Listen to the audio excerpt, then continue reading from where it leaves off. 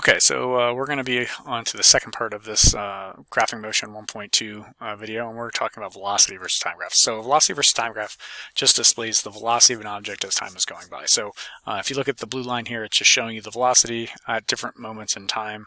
So time is here on the bottom axis, the horizontal axis, and velocity is on the vertical. With that, I think it's always important to kind of look at what the graph means. So if we're at 0 here, velocity equals 0, that means you're stopped. So this is 0 velocity, you're not moving if it's on that horizontal dotted line. If you're above that position, so if we're anywhere up here, we have a positive velocity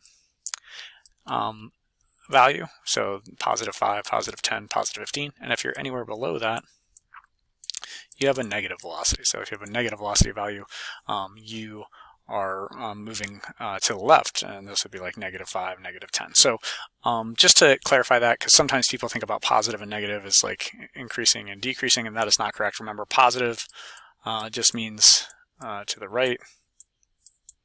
Sorry, I'm writing with a mouse. And negative is just meaning left. We've talked about this several times. I will keep reminding you of this because it is a very common paradigm that we have to overcome, or way of thinking we have to overcome. All right, so velocity versus time graphs.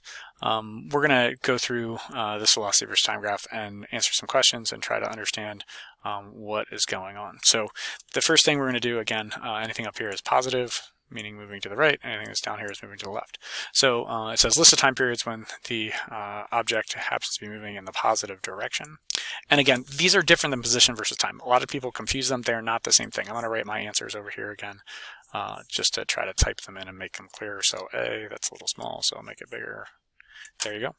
So for answer A, moves with a positive velocity, or moves in the positive direction. Positive velocity equals positive direction, which means just going to the right if we're talking about horizontal motion. So make that a lot bigger. There we go.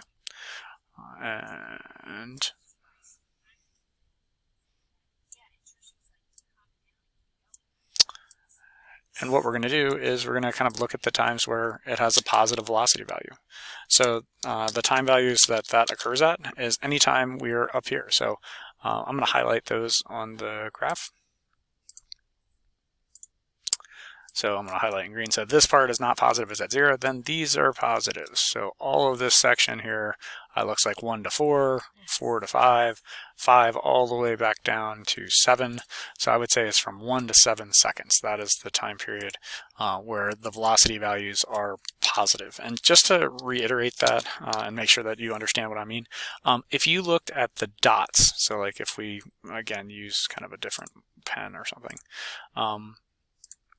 so like if I just put the star right there, that is in the positive section of the graph, where I could pick this one or this one. So it doesn't matter where on the line I am, all those stars that I just kind of put dots for to represent individual velocities at individual times, they're all positive. So that means that they are all moving to the right. So it doesn't matter what the line is doing, as long as the value is above this dotted horizontal line, that's a positive value. All right, so the next one I think you'll make more sense of here, because it's just the reverse or opposite. So if you have a negative velocity, that would mean you have a negative direction. You're moving in the negative space, and that's moving left and left, and that would be from times down here. So it looks like anything that has a negative value is below that dotted red line, so that would be 8 to 10 seconds for that one. For part C, decreasing velocity and increasing velocity, this is the one that people have the most difficulty with, and then E is constant velocity, and then F is stopped. All right, so let's just talk through some of these ideas about like what does it mean to decrease your velocity or increase your velocity. And I'm going to erase all these extra marks on the graph right now. Just get back to the basic graph. Okay, so the way that I like to think about it, and I describe this to people, if you think about your car, that's not what I want. if you think about driving in your car, so if you've driven in a car and you look at the speedometer, and your car hopefully is a nice car and has good gauges, but your gauge, if you have an older car maybe, your gauge has a dial that looks like this. So like it might have go up in increments of 10, so like 10 miles an hour, 20 miles an hour, 30 miles an hour, and so forth and so on. All right, and we're going to look at this, the gauge line here, which I'll draw in blue, and that is stating your velocity. So right now, if I'm at 0, the car would be stopped. And if I started to speed up or step on the gas or increase my velocity, the gauge would move kind of that way, and maybe I go to 30 miles an hour. Okay, so just kind of that visualization hopefully helps you understand what's going on here. And if we did the opposite, so if I hit the brake, if I was going 30 miles an hour and I hit the brake, it would go the opposite way. Okay, and the way that I describe this is it's how the line moves, and that line, the gauge line, is very similar in behavior to the line here that we have on our velocity time graph. So the velocity line is going to behave in a way that is going to mirror this gauge. So when you speed up and slow down, that's what it should mirror that idea. So let me shrink this a little bit so I can type some. So if the velocity line, and let's just talk about it and think about it in terms of the gauge, if the velocity line moves away from 0, the way that I would describe it, the value of the number increases, and that would be speeding up essentially. So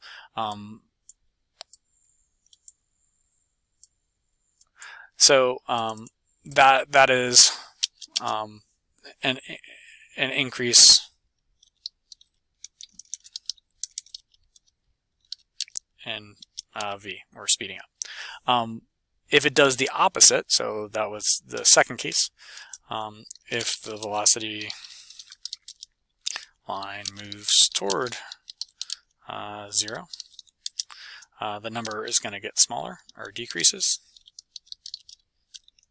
and that is a decrease in velocity. If you're going at a steady rate, if line is constant, so it's just holding no change in the value, then that is a constant velocity. So coming back to this and looking at this line, we're going to kind of treat it the same as your gauge. So here, this is constant, so I'm not worried about that. Let's kind of label these sections again. So from 1, it looks like up to 4 seconds, the values are getting bigger in the positive, so that would be an increase. So that would fit into the increase section.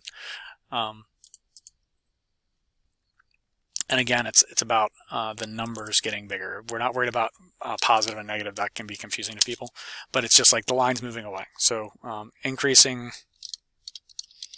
the velocity, line away, numbers, just the value of the number gets bigger, and that would be from 1 to 4 seconds. So I'll highlight that just to make sense out of it. Nope. There we go. So if I highlight this section, going from there to there, that is an increase. It's going 0, and then 5, and then 10, and 15. And then this is constant again. This is decreasing because the line's going towards 0, constant. And then this one is the one that confuses people. And that one is also an increasing section. So people get confused because they say, okay, well, the number starts at 0 and it's getting a bigger negative number. Remember, the negative and positive only mean direction, so they are not the actual value. So it's like this one up here means positive means right and negative means left. So this, if you think about this, it's going 0, so it's stopped. You can't go slower than 0. That's the absolute slowest you can go. So if I go to here, that's like negative 3 meters per second, which would be 3 meters per second to the left. And then if I go down to here, that's at like 6 meters per second going left. So it's increasing, even though in the beginning that's a little tricky for some people. So the other time period when it increases, I would say, is from 8 to 10 seconds. Decreasing velocity, oh, I put that in the wrong spot. increasing should be in D. So I don't know what happened there.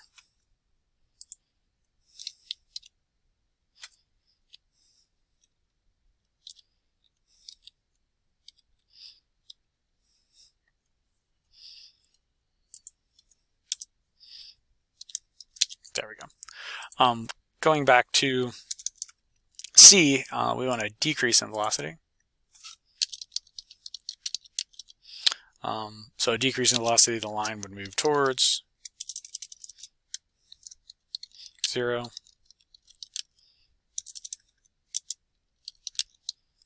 The numbers get smaller.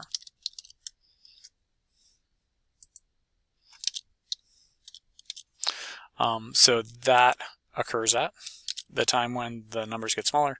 I will highlight that section, but that's going to be here.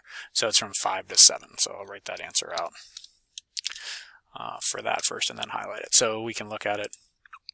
And from here to here, you can see that, okay, I'm starting at, looks like positive 12. Here I'm at positive 5. Then I'm at 0. So yeah, it's getting closer to 0. The line is going towards 0. Let me draw the arrows. These lines are going away from 0. So hopefully that gauge idea helps, and like you can just look at the numbers and like it's kind of the absolute value of the value that it's at and how it's changing. Okay. E is saying moves with a constant velocity. So moving with a constant velocity means that it's a horizontal line. And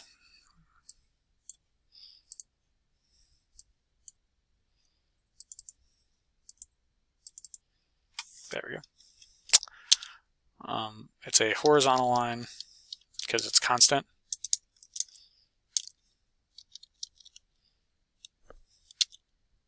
But it can't be at 0 meters per second, because if you're at 0 meters per second, you are stopped. So horizontal, not at 0, is what we're looking for here, and the times when that occurs at is just 4 to 5 seconds. If we are looking at the last one, F, where it says it's stopped, that's where we want the velocity to be 0 meters per second. And that would be at times equal to it looks like 0 to 1. It's at 0. And then again from 7 to 8 seconds. So it pauses at those places and starts moving again. So if you think about this, it stopped, then it moves in the positive direction, speeding up. Then it cruises at a speed for a little bit, and then it hits the brakes and slows down. If there's the car again, slows down, eventually comes to rest and stops for a second, and then it goes in the opposite direction and speeds up in that opposite direction. So hopefully those concepts are making sense. You're going to probably need to watch this part again, or we'll practice it several times to make sure you're getting it. Okay. The next part here, it says, what does the slope of a line on a velocity time graph look like? So we've dealt with slopes when we did position versus time graphs in the last video. Velocity versus time graph, the slope again is still just rise over run, so we're going to fill in these values. So a change in something over a change in something. Velocity is going to be change in, or the rise is the velocity idea. So this is a change in velocity over the change in the run is time. So this is V and T, so delta V over delta T. Remember, delta is change in, so you're going to subtract, so it would be like the final velocity minus the initial velocity. And for time, delta T is the duration of time, so that would be like the final time minus the initial time.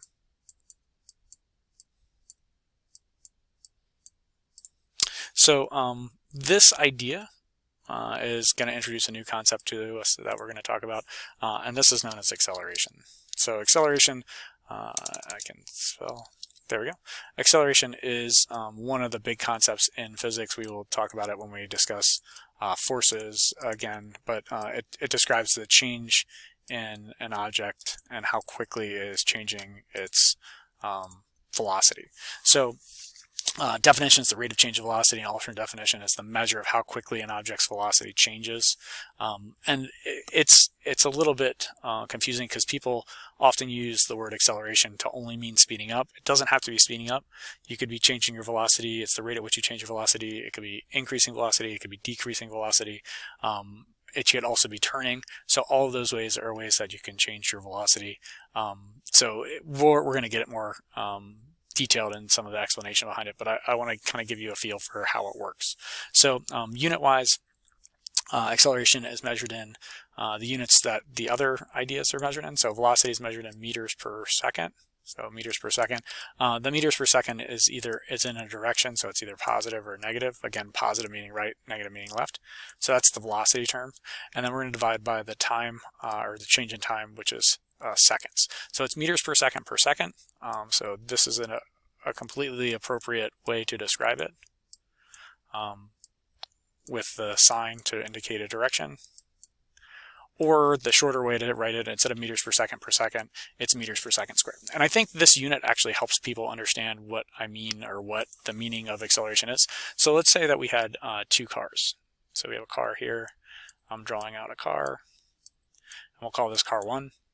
And car 1 is starting at rest at a traffic light, and it's going to speed up and go faster over 3 seconds of time.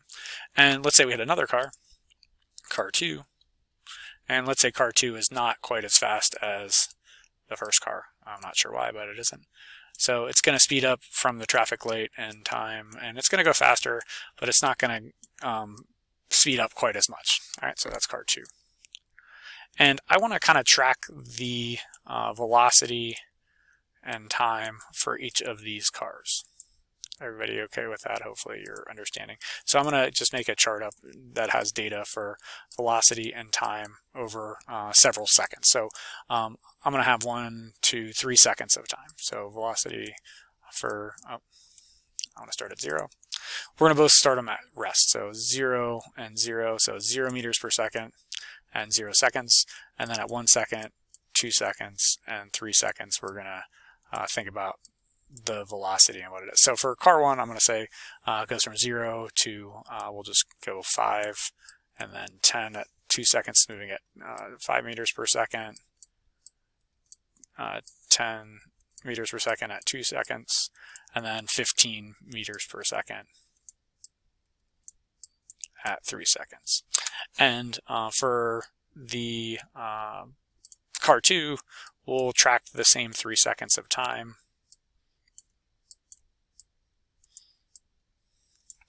But this time, and they're both starting at rest, so the 0 velocity, 0 meters per second in the beginning, and that meters per second is the unit for all of them. But we'll say car 2 goes 0 to, I don't know, 2 to 4 to 6. Okay, so so if you imagine they're just starting from a traffic light, they're both gonna speed up. If I asked you which one accelerates, which one has a larger acceleration, they're both accelerating, but car 1 has a larger acceleration, and we can calculate it. So let's go ahead and do that. So we'll calculate the acceleration for each. So for car 1, for this data, we need to look at the change in velocity over the change in time. If we made that, we can make a graph if we wanted to do that. I don't usually do that every time, but our slope would look something like that. And at 1 second, it would be at 5, at 2 seconds, it would be at 10, and then 3 seconds, it'd be at 15. So 15, and this is 3 seconds, and this would be 0 and 0. So we could find the slope of that line, or we could just do the calculation, the change in velocity over the change in time. So it would be 15 divided by 3, which is 5 meters per second So for every second that goes by, the velocity of that car is accelerating by 5 meters per second. Similarly, we could do the same kind of work for car 2 here. Car 2 is not going to be as steep, so it gets to about 6 and 3, so it looks maybe something like that. Same kind of calculation, it's the change in velocity over the change in time. So when we do that, it goes from 0 to 6, so that'd be a gain of 6, positive 6, and it'd be divided by 3 seconds. So the answer here for this one would be positive 2 meters per second. So they both accelerate, but the acceleration is larger for A because it changes its velocity more rapidly. So so that's one of the things that I wanted to get across is it's not just the acceleration is not just the change in velocity, it's how quickly that occurs. Another example that I could talk about if we think about the opposite, like let's say instead of the car speeding up, they're slowing down. The car that, so like you're pressing your brakes, and you can press your brakes very gently and gradually, and you can slow down over a longer period of time. That's a lower acceleration than if you slammed on the brakes and you push the brakes really hard, then your change in velocity would be great over a period of time. But that is kind of the idea, that it's not just the change in velocity, it's also this time period that has an influence on how big your acceleration is. Okay. So we kind of talked through all this in that example, so I'm going to go quickly through this, but that slide is there. You can look at it if you want. And we're going to calculate some acceleration. So we're going to find the slopes of these lines. So this is the first section. It's just a horizontal line. So there is no rise or run, so it'd be 0 meters per second divided by 1 second, which is just going to be 0. So anytime you have a horizontal line, there is no slope, so that's 0 meters per second squared. So we can do that for all of these. So that's a horizontal line, that's a horizontal line, that's a horizontal line. So 4 to 5 seconds, that's going to be 0 meters per second squared. If you look at this, it goes from 0 up to 12. That's the rise. And then the run is going to be 4 seconds. Or I'm sorry, 3 seconds, because it's from 1 to 4. So let me type that out to make sure it makes sense to everybody. So it's going to gain 12. So it'd be 12 meters per second. Divided by the difference in the time. So we're starting at 1 second and we're going to 4 seconds, so that's 3 seconds of time change. So 12 divided by, positive 12 divided by 3, put the positive in there, just get in the habit of that.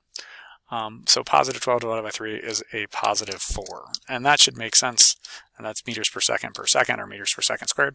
And that should make sense because we can track it on the actual graph here. So if we're starting here at 0, in 1 second it's at 4, at 2 seconds it's at 8, at 3 seconds it's at 12. So that works out better. I started to do it incorrectly and I wanted to catch myself and fix it. So the next one we're going to do is the next 5 to 7 seconds. So we're starting up here at 12 and we're dropping 12, and then that amount of time that goes by is from 5 to 7. So let's go ahead and type that one out.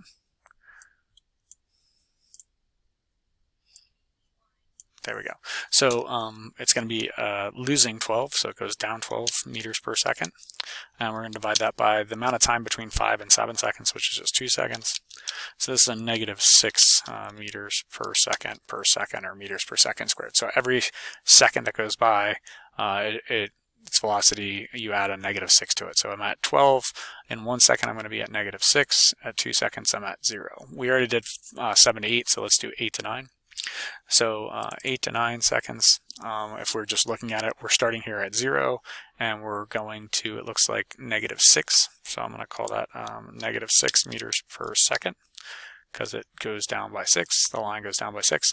And we're going to divide that by the amount of time between 8 and 10 seconds, which is 2 seconds. So negative 6 divided by 2 is going to be a negative 3 meters per second. So that is the last acceleration value. So the biggest acceleration value in terms of just the number is 6. Excuse me. Then 4 would be the next biggest one, positive 4. And then 3 is the most gradual of those. All the other ones are zeros. So again, positive and negative don't assign bigger or smaller values to those. They just mean the direction. Okay, the last thing on these graphs we're going to study on our velocity versus time graphs is how to calculate the displacement. So the displacement of an object given by a velocity versus time graph, you're going to use the area that is formed between the line or the graph, so this blue line, and the x-axis or the horizontal axis, which I've done the dotted red line across on. So that's like velocity equal to 0 going along that horizontal dashed line. So what you need to do is you need to find the area of the shape. So I'm going to kind of color in. I zoomed in on this part here, so from 8 to 10 seconds, that's what I picked here. So I'm just going to write those values in so you can imagine them. So this is like 8 seconds. And this is 10 seconds on the time axis because that's time here. And then going up or down, this is the velocity stuff. So this is 0. And then this one here at the very end, it looks like it's at -6 meters per second.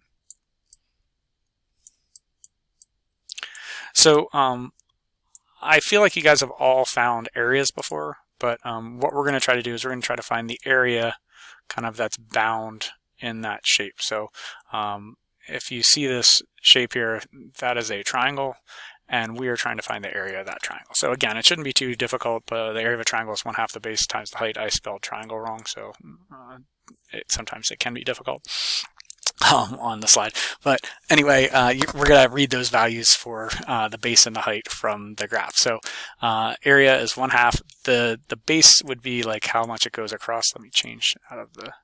So how much it's going across here. So it starts at 8 and goes to 10, so that's going to be 2. And then it's how the height would be how far it moves up or down, and it's going down to -6 meters per second. So when I do this, 1/2 and 2 cancel, seconds times meters per second, the seconds will cancel, and you're just left with -6 meters. We said this is the negative displacement in this section because it's below the 0, it's got a negative velocity. So it moved -6 meters or 6 meters to the left in that section. We're going to apply that same logic to these problems as well. We're going to try to make sure that we're doing this properly here, and I'm going to get the dotted line on there so you can see it. There we go. So so we already did that section. So the next area we're going to do for these different times. So if you look at 0 to 1, what kind of shape is that? It's a line. Do lines have areas? No. So this would be 0 meters. So the displacement for 0 to 1 second, 0 meters, that makes sense, right? Because the velocity at that time period is 0. So if you are stopped, you're not moving, you're not going to have any displacement. Another time when that occurs is 7 to 8. So that's also going to be 0 meters down here because the velocity is equal to 0. And again, if you're stopped, you're not moving. So that's that.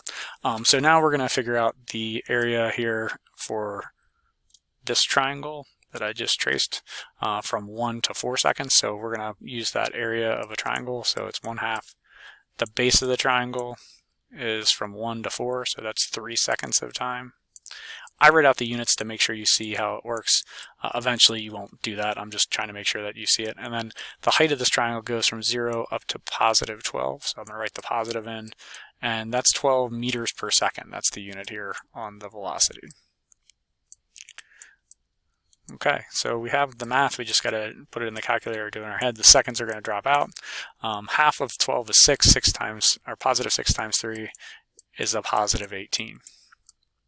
So +18 meters is our displacement. And again, this makes sense because this is positive velocities.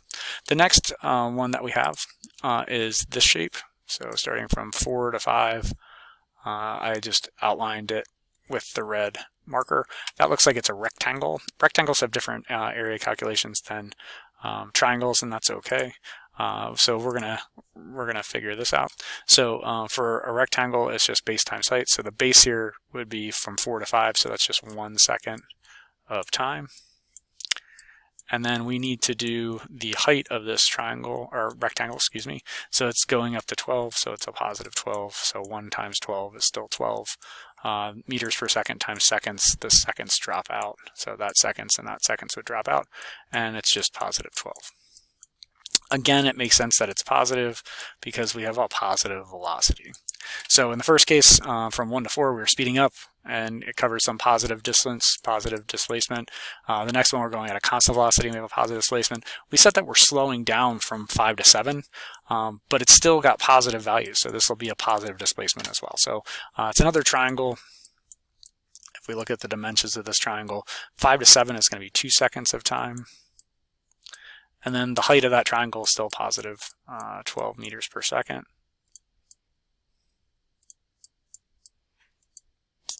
And when you do that, the half and 2 cancel, the seconds cancel, and you're just left with positive 12. So the area between 5 and 7 is the same area as it is between 4 to 5, but they're both smaller than the 18, and we calculated this one earlier as well. So we have done all the basic ideas that I wanted to get through. I'm going to stop there. There's another check-in question that you guys can try to answer and see if you get right to finish. But just to summarize again, we looked at velocity versus time graphs. The velocity versus time graphs just displays how fast and what direction you're moving as time goes by. The slope of the line can help you figure out the acceleration. You can also tell if the velocity is changing, if it's increasing or decreasing based on what's happening to the line. So you're speeding up or slowing down based on if the line moves away from 0 or towards 0. And then we just calculated the displacement from the velocity graph by finding the area. Just to show you that real quick, I meant to show you this. Our velocity definition from before was the change in position or displacement over the change in time. If we solve for x here, or delta x, and not for v, I just cross multiply, so delta x would equal the velocity times the time. And that is essentially what we did, say, for like this rectangular one, because this is a constant or average velocity times the time, so it's the velocity times the time. The ones with the half, we use the half because we need the average velocity. We don't have a constant velocity on anyone that's a triangle, so like it goes from 0 up to 12 and then 12 down to 0.